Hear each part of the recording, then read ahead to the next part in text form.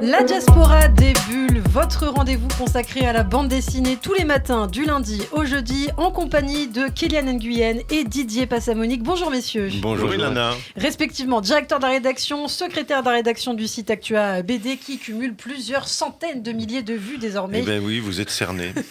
On commence bien l'année à vos côtés messieurs, l'année juive bien sûr, puisqu'on vient de passer les fêtes de Rosh Hashanah. Shana Tova à tout le monde. Shana Tova, même aux non-juifs. Comme on dit. Même aux non-juifs. Alors Kélian, je me tourne d'abord vers vous. On va parler d'un voyage fantastique chez Glénat aujourd'hui. Exactement, on va prendre la direction de l'Entremonde où Anna et ses amis se retrouvent coincés après un naufrage.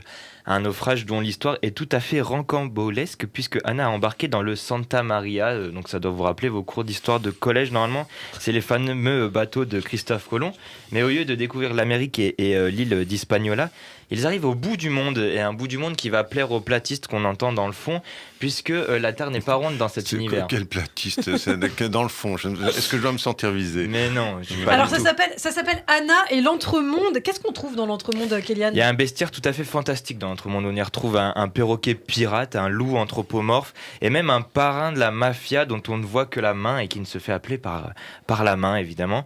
Donc le bestiaire est tout à fait fantastique. Il cherche un trésor qui serait hypothétique sur les caravelles. Et c'est une histoire de pirate, mais un peu plus que ça quand même, puisque c'est une invitation au voyage. Les caravelles de Christophe Colomb nous ouvrent les portes vers un périple initiatique qui invite à s'ouvrir aussi au monde, puisque les dialogues de Marc Dubuisson sont ciselés. C'est une vraie merveille. Les thèmes abordés sont intelligents et fusionnent avec l'air du temps. C'est toujours très subtil parce que ça touche un public de jeunes. C'est un album de jeunesse chez Glénat, même si c'est très bien fait. On retrouve des thèmes comme l'inconnu qui est bienvenu, la tolérance et même la question du genre. Et je veux même toucher et faire une spéciale dédicace à Si, l'illustratrice et influenceuse qui avait déjà été magnifique dans ses planches sur Radium Girl, déjà chez Glénat, on s'en souvient.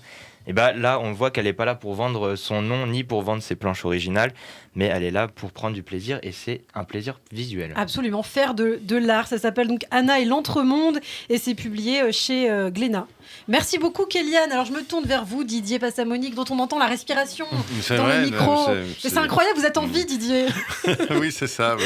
Alors j'ai du souffle. Nous voici Didier au tome 3 des nouvelles aventures de Bruno Brasil, un aventurier iconique créé par Greg au scénario et William Vance au dessin pour le journal de Tintin en 1967.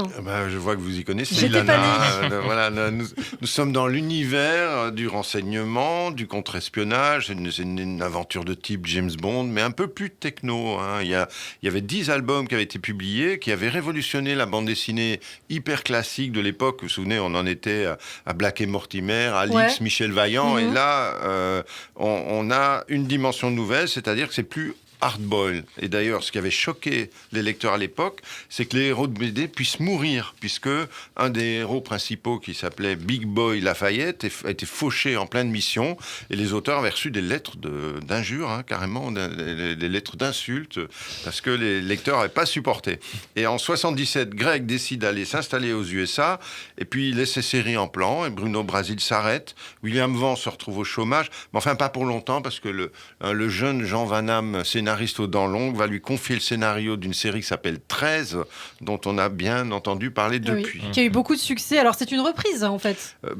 Oui, comme bien d'autres, Astérix, Lucky Luke, Black et Mortimer, Corto Maltese, Tintin. Ah non, pas Tintin, un jour peut-être. Les héros ne meurent jamais.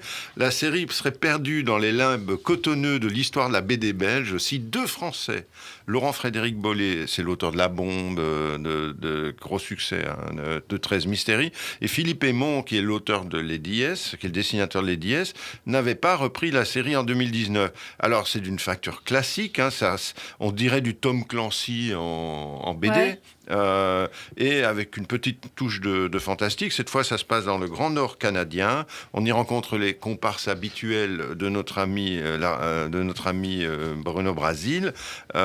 Et donc, c'est Gaucho Marales, Louis Prafal, Tony Nomade. C'est des noms un peu comme ça, composites. Ils sont là parce qu'on a découvert en mer le corps d'un jeune homme recouvert d'écailles comme celle d'un poisson. On comprend rapidement qu'il s'agit d'une manipulation génétique de haut niveau pour créer un soldat d'un genre nouveau, une espèce d'arme X, pour faire la référence aux X-Men, à la franco-belge. C'est efficace, c'est solide, c'est captivant. Eh bien ça vous a plu. La série est entre de bonnes mains. Eh bien, ça s'appelle Bruno Brasil. J'aime bien faire avec cet accent brésilien. Et le titre, c'est Terreur boréale à Eskimo Point. Par Laurent-Frédéric Bollet et Philippe Aymon. Au Lombard. Eh bien, merci beaucoup Didier Passamonique. Merci Kéliane. On se retrouve très bientôt sur Radio J.